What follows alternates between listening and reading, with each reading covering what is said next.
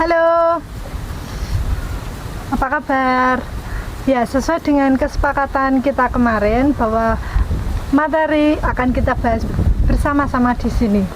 Silahkan disiapkan untuk buku religiositasnya.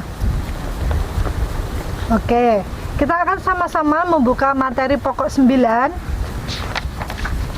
Semester 2 ini kita membuka materi pokok 9 halaman 48 dengan materi pokok bertobat.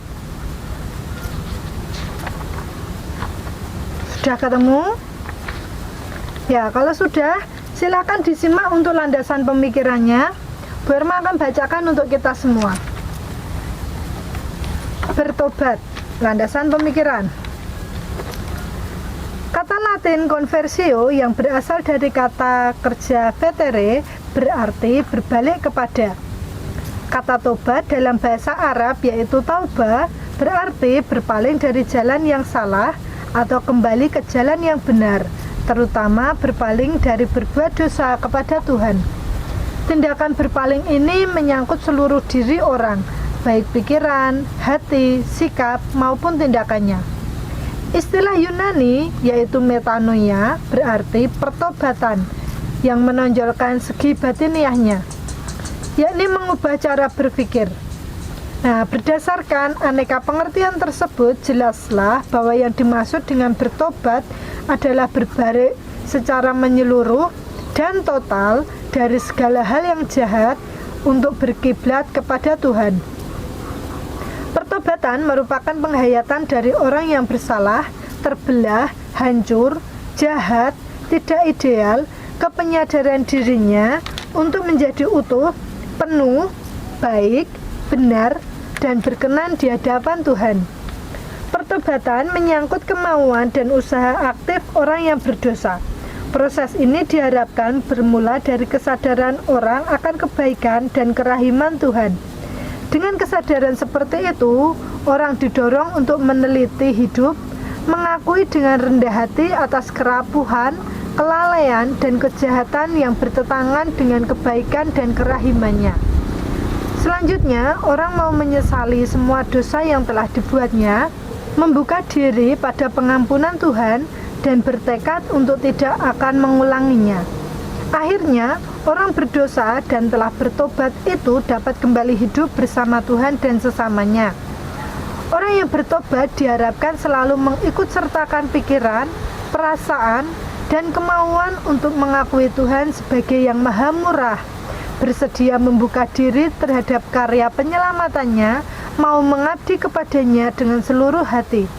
Orang yang bertobat mau mengubah diri dan cara hidupnya sesuai petunjuk Tuhan. Adapun pertobatan itu sendiri dapat diungkapkan dalam berbagai bentuk lahiriah, misalnya puasa, doa, derma, amal, mati raga, kesalehan hidup, dan sebagainya. Inilah yang disebut sebagai silih dosa. Pertobatan yang dilakukan di satu pihak berkaitan dengan kemauan dan usaha aktif dari orang yang berdosa tersebut, dan di lain pihak berkaitan dengan kesadaran orang akan kebaikan dan kerahiman Tuhan. Melalui kesadaran seperti ini, orang sudah berada dalam situasi rahmat yang membahagiakan dan menyelamatkan orang tersebut. Agama dan kepercayaan masing-masing mengajarkan pentingnya pertobatan bagi semua orang yang berdosa. Pertobatan dasarnya tidak lain adalah rahmat Tuhan yang tampak dalam kebaikan dan kerahimannya, sehingga berkenan menyatakan belas kasih-Nya kepada manusia yang berdosa. Kita kurang memahami arti bertobat. Kita memahami bertobat sebagai jera, kapok, dan usaha untuk menghindari hukuman yang harus kita terima. Setelah menerima hukuman, kita masih mengulangi perbuatan kita. Melalui materi pokok ini, kita diajak untuk memahami bahwa bertobat berarti mengubah cara hidup, cara berpikir, cara memandang, cara bersikap secara total dan radikal sampai ke akar-akarnya yang mendasar. Nah, itu tadi landasan pemikiran tentang bertobat. Jadi kita tahu ya, kita sudah sering kali mendengar kata ini, bertobat. Apalagi kalau ada teman yang berbuat salah, kowe iki mbok yo tobat to. ojo ngono terus, kok dibalen-baleni. Nah, seringkali kita mendengar perkataan seperti itu. Kita sudah membaca tadi tentang arti bertobat. Jadi intinya bertobat itu adalah ketika kita salah, kita ini seperti maju. Tetapi ketika kita maju terus, kita sampai di titik di mana kita bertobat, berarti kita tidak maju kemudian belok, tidak, tetapi kita maju kemudian balik kanan. Nah, jadi bertobat itu kita maju menuju kesalahan, tapi ketika kita bertobat kita tidak belok ke kanan atau belok ke kiri, tetapi kita balik kanan, kita menuju kembali ke jalan yang semula. Nah, bagaimana sih pandangan agama-agama yang ada di Indonesia tentang bertobat ini? Yuk, mari kita mau lihat bersama-sama menurut agama Islam. Silakan dibuka di pengembangan religiositas, silakan disimak. Bertobat kepada Allah ada caranya, antara lain 1. Menyesal terhadap dosa yang telah dilakukannya. 2. Berjanji untuk tidak mengulanginya. 3. Lidahnya beristighfar dan hatinya memohon ampun dengan penuh kesungguhan. Orang yang takwa bukan orang yang tanpa dosa, bersih, suci murni tanpa celah. Bukan itu. Bagaimanapun tidak ada manusia yang luput dari khilaf dan salah. Namun, orang yang takwa adalah orang yang berusaha untuk tidak berbuat dosa. Bila terlanjur melakukannya, ia segera bertobat dan menjaganya agar tidak mengulangi kedosaannya itu. Pentingnya manusia melakukan taubat nasuha. Jadi, taubat nasuha adalah taubat yang sungguh-sungguh dilakukan dengan sepenuh hati. Orang yang melakukan taubat nasuha akan terhindar dari perbuatan dosa dan maksiat yang dilakukannya karena telah berjanji tidak akan mengulanginya lagi, pembentukan dosa yang baru. Selain itu, Allah akan menghapus semua kesalahannya dan kelak akan memasukkannya ke dalam surga sebagaimana telah dijelaskan dalam surat At-Tahrim ayat 8. Nah, ini menurut agama Islam bagaimana bertobat itu. Jadi ada 3 hal yang harus diperhatikan. Yang pertama adalah menyesal. Yang kedua berjanji tidak mengulanginya. Dan yang ketiga adalah lidahnya terus beristighfar. Demikian juga dengan ketika kita melakukan sebuah kesalahan satu kali diulangi lagi. Nah, itu kita harus bertobat. Ketika kita bertobat, maka kita tidak boleh mengulanginya lagi.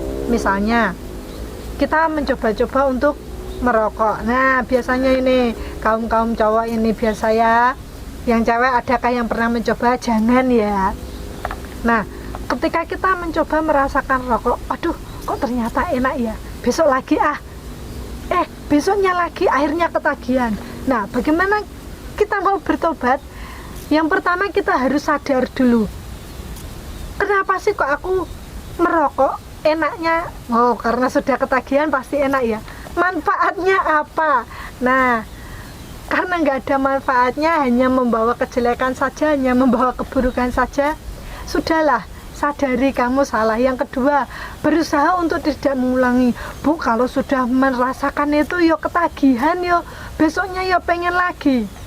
Ya, kalau misalnya sehari kamu habis 2 batang, maka besoknya, waduh aku mau berhenti, besoknya dikurangi 1 batang. 1 batang, besoknya lagi dikurangi setengah, besoknya lagi 1/4, besoknya lagi cuma 1 kali hisapan. Nah, sudah, besoknya sudah stop. Nah, berusaha untuk tidak mengulanginya, berusaha untuk menguranginya dan tidak melakukannya lagi. Itu yang namanya bertobat. Nah, bagaimana dengan agama Kristen? Yuk kita mau lihat. Sejak perjanjian lama sampai perjanjian baru, Allah mengutus hamba-hambanya dan juga Tuhan Yesus Kristus memanggil manusia berdosa agar bertobat. Di dalam 2 Petrus 3 ayat 3-9. Bertobat artinya berpaling meninggalkan berhala-hala dan juga meninggalkan segala perbuatan yang keji dan melakukan lagi apa yang semula dilakukan sesuai dengan kasih yang mula-mula. Yesaya 14 ayat 7, 18:30 dan Wahyu 2 ayat 5. Orang yang bertobat hendaknya menghasilkan 3 buah yang sesuai dengan pertobatannya, yaitu 1. Mempedulikan mereka yang kekurangan. 2. Bekerja sebagaimana yang seharusnya dikerjakan. 3. Tidak menyalahgunakan kekuasaan untuk memeras yang lemah. Nah, kita mau sama-sama melihat di dalam 2 Petrus 3 ayat 3-9, apakah yang dikatakan di sana. 2 Petrus 3 ayat 3-9, demikian firman Tuhan. Yang terutama harus kamu ketahui ialah bahwa pada hari-hari zaman akhir akan tampil pengejek-pengejek dengan ejekan-ejekannya, yaitu orang-orang yang hidup menurut hawa nafsunya. Dan mereka dimanakah janji tentang kedatangannya itu? Sebab sejak bapak-bapak leluhur kita meninggal, segala sesuatu tetap seperti semula pada waktu dunia diciptakan. Mereka sengaja tidak mau tahu bahwa oleh firman Allah langit telah ada sejak dahulu, dan juga bumi yang telah berasal dari air dan oleh air, dan bahwa oleh air itu bumi yang dahulu telah binasa dimusnahkan oleh air bah. Tetapi oleh firman itu juga langit dan bumi yang sekarang terpelihara dari api dan disimpan untuk hari penghakiman dan kebinasaan orang-orang fasik. Akan tetapi saudara-saudaraku yang kekasih, yang satu ini tidak boleh kamu lupakan, yaitu bahwa di hadapan Tuhan 1 hari sama seperti 1000 tahun, dan 1000 tahun sama seperti 1 hari. Tuhan tidak lalai menepati janjinya, sekalipun ada orang yang menganggapnya sebagai kelalaian, tetapi ia sabar terhadap kamu, karena ia menghendaki supaya jangan ada orang yang binasa, melainkan supaya semua orang berbalik dan bertobat. Nah, itu tadi yang dikatakan 2 Petrus 3 ayat 3-9, yaitu tentang bertobat. Kita tahu bahwa seringkali kita sudah enak dengan kesalahan yang sudah kita lakukan. Oh, aku sudah seringkali melakukannya dan itu menjadi hal yang biasa buat saya. Nah, ketika kesalahan yang kita lakukan adalah menjadi sebuah kebiasaan bagi kita, maka sesungguhnya hukuman Tuhan itu sudah menanti kita. Kita melihat bahwa ketika zamannya Sodom dan Gomora, ketika mereka melakukan sebuah kejahatan yang sudah dianggap menjadi kebiasaan, di mana orang-orang Sodom dan Gomora itu mereka sungguh luar biasa kejahatan mereka, dan itu sudah menjadi kebiasaan mereka. Kalian bisa melihat di dalam kitab Perjanjian Lama tentang bagaimana kisah Sodom dan Gomora. Ketika sebuah kesalahan menjadi sebuah kebiasaan, hukuman Tuhan itu sudah menanti. Hukuman Tuhan itu pasti ada. Bu, itu kan perjanjian lama, sekarang sudah perjanjian baru. Oh, tentu di dalam perjanjian baru bukan berarti hukuman itu ditiadakan, tidak. Waktu Tuhan Yesus nanti datang yang kedua kali, sesungguhnya hukuman itu sudah menanti untuk kita semua. Bahkan mungkin ketika kita sudah meninggal pun, pada akhirnya nanti ada yang namanya penghakiman. Bagaimana diri kita ditimbang kita ini baik atau tidak. Segala perbuatan yang kita lakukan itu sudah ada penantiannya sendiri-sendiri. Tinggal itu penantian yang baik atau buruk. Nah, seperti itu. Dan kita mau lanjut untuk agama Hindu, bagaimana bertobat menurut agama Hindu. Tuhan yang Maha Kuasa, yang penuh cinta kasih, akan memberikan rahmat kepada Atman yang berjasa dan melakukan amal saleh dan kebajikan yang agung. Dan beliau pun akan mengampuni Atman seseorang yang bersalah bila Atman tersebut bersedia melakukan kebaikan dengan tidak melakukan perbuatan dosa lagi. Tuhan yang Maha Agung selalu menjatuhkan hukuman bagi Atman yang berdosa dan memasukkan mereka ke dalam neraka. Dharma sebagai tujuan hidup yang utama, mengabdi terhadap sesama makhluk, beramal saleh untuk kesejahteraan serta menjunjung tinggi keadilan dan kebenaran, maka orang itu akan mendapat berkah dari Ida Sang Hyang Widiwasa, yakni kebahagiaan, Dan Atman itu bila menjelma kembali akan menikmati kebahagiaan hidup di dunia. Oleh sebab itu, ajaran agama menekankan hendaknya berlaku tidak menyimpang dari petunjuk agama atau dharma. Akibat perbuatan jahat akan menerima hukuman yang sangat berat dari pengadilan yang tidak nampak dan sangat berkuasa menenggelamkan manusia yang jahat ke dalam kawah neraka di akhirat. Agama Hindu menghendaki agar umatnya dapat bebas dari belenggu kesengsaraan sehingga mereka memperoleh kebahagiaan yang kekal abadi yang disebut dengan moksa. Untuk itulah para resi menyajikan ajaran-ajaran dharma agar umatnya melakukan atau melaksanakan ajaran dharma dengan harapan untuk hidup dengan tentram dan bahagia, baik di dunia maupun di dalam akhirat. Penderitaan dan kebahagiaan yang dirasakan oleh setiap manusia di dunia adalah akibat dari pembentukan yang dilakukan olehnya. Sebab itu, berbuatlah yang baik dan berpedoman pada dharma atau agama. Nah, ini agama Hindu tentang pertobatan, di mana hampir semua agama mengajarkan bahwa pertobatan itu intinya adalah tidak mengulangi kembali apa yang sudah menjadi kesalahan. Di sini dikatakan kalau agama Hindu itu kan percaya adanya reinkarnasi ya. Jadi ketika seseorang itu melakukan kesalahan, dia bertobat, maka berikutnya ketika dia bereinkarnasi kembali, hidupnya akan menjadi bahagia. Tetapi ketika seseorang yang melakukan kesalahan, dia tidak bertobat, mengulanginya lagi, ketika dia bereinkarnasi, maka kehidupannya akan menjadi lebih rendah. Kita lanjut ke agama Katolik. Mari kita lihat bersama-sama. Setiap dosa adalah tindakan asosial yang merugikan gereja dan sesama. Maka dosa tidak hanya harus dibereskan dengan Allah, melainkan juga dengan gereja. Pemulihan hubungan gereja adalah tanda pemulihan dengan Allah. Ketika gereja purba, dosa-dosa besar harus diakui di muka umum, lalu diberi penitensi atau denda yang berat dengan waktu yang lama.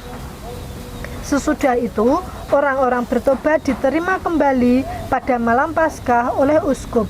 Sekarang ini tidak dituntut lagi pengakuan umum, tetapi tetap wajib mengakui dosa-dosa kita kepada wakil gereja. Mengaku dosa kepada seorang imam bukan hanya aturan gereja, melainkan tuntutan yang berdasarkan keanggotaan kita di dalam tubuh mistis Kristus. Dosa bukan saja menolak cinta kasih ilahi, tetapi sekaligus juga melemahkan umat Allah. Oleh karena itu, kamar pengakuan ada di dalam gedung gereja, tempat kita merayakan Ekaristi bersama. Kita tidak dapat merayakan perjamuan perdamaian ini dengan pantas kalau hati kita masih berkeras menentang Allah atau merugikan sesama. Nah, di dalam agama Katolik, kalau di sini dijelaskan gereja purba berarti masih peraturan pada zaman lampau. Orang-orang yang melakukan dosa itu harus mengakui di depan umum, atau mungkin ketika sedang ada ibadah, sedang ada persekutuan, maka orang yang berdosa ini harus maju ke depan, dia mengakui di hadapan semua orang, diberi penitensi atau denda yang sangat berat dan waktu yang lama, dan bisa kembali lagi di dalam Paskah. Itu adalah menurut gereja purba. Tetapi sekarang ini kita lihat bahwa kita cukup mengakui saja pengakuan dosa ketika Natal atau Paskah, di dalam ruang pengakuan, mengaku apa saja yang sudah kita lakukan dan kita boleh diterima kembali. Nah, itu menurut Katolik. Bagaimana dengan agama Buddha? Yuk kita lanjut. Bagaimanapun kejahatan dan penderitaan itu identik. Hanya mereka tidak mampu melihat bahwa penderitaan adalah konsekuensi logis dari kejahatan yang terus-menerus dilakukan. Jikalau seorang melakukan dosa, janganlah ia mengulanginya hal itu. Hendaknya ia tidak bersukacita dalam perbuatan-perbuatan dosa. Akumulasi atau akibat kejahatan adalah penderitaan. Kebaikan dan kebahagiaan adalah identik. Jikalau seseorang melakukan perbuatan baik, biarlah dia mengulanginya sekali lagi. Kiranya dia bersukacita di dalam perbuatan-perbuatan tersebut. Akumulasi kebaikan adalah kebahagiaan. Tertulis dalam Dhammapada 9.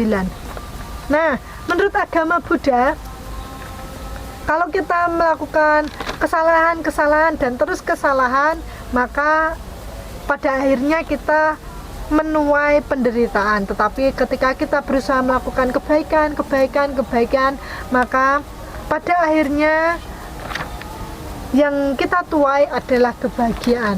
Tinggal kita mau pilih yang mana, itu tergantung pilihan kita. Nah, kita lanjut untuk agama Konghucu ya. Dalam pengertian agama Konghucu, bertobat adalah kemampuan menyadari bila berbuat kesalahan atau perbuatan buruk yang ingkar dari Dao atau jalan suci. Hidup manusia mustahil tanpa membuat kesalahan. Maka perlu untuk mawas diri sehingga memahami tentang perilaku yang dilakukan. Di dalam kitab Lunyu disuratkan, berbuat salah tetapi tidak mau memperbaiki itulah benar-benar kesalahan. Maka lebih lanjut disuratkan, kebajikan tidak dibina, pelajaran tidak diperbincangkan, mendengar kebenaran tidak dapat melaksanakan, dan terhadap hal yang buruk atau ingkar dari Daro tidak dapat memperbaiki. Inilah yang memprihatinkan. Maka disabdakan, bila berbuat salah atau guo, janganlah takut memperbaiki atau gai guo. Dan sebaliknya, seorang rendah budi bila berbuat salah, ia menutup-nutupinya dengan hal-hal yang nampak indah. Sayang, aku belum menemukan orang yang setelah dapat melihat kesalahannya sendiri, lalu benar-benar menyesali, lalu memperbaiki diri.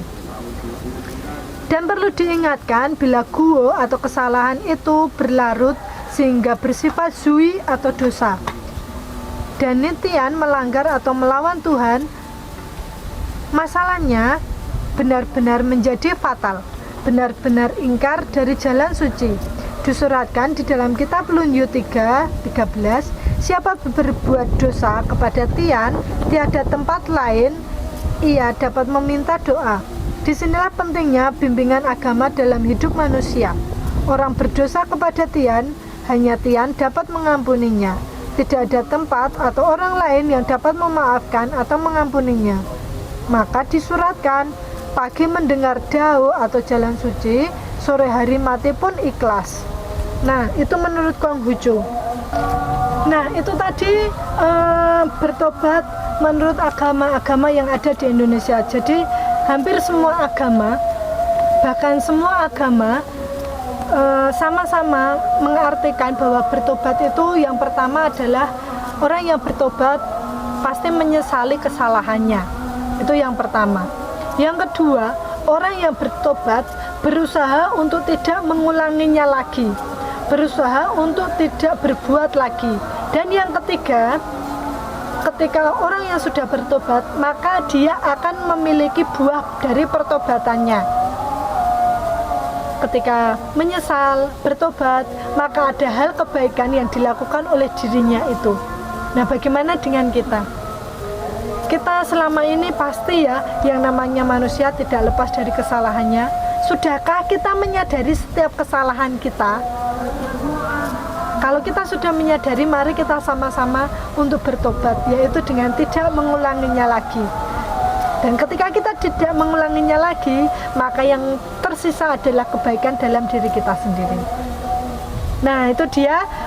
Terima kasih karena sudah menyimak dari awal sampai akhir. Jika ada hal yang mau ditanyakan yang kurang jelas, silakan dicatat di buku. Kita akan sharing di pertemuan berikutnya. Sampai jumpa kembali.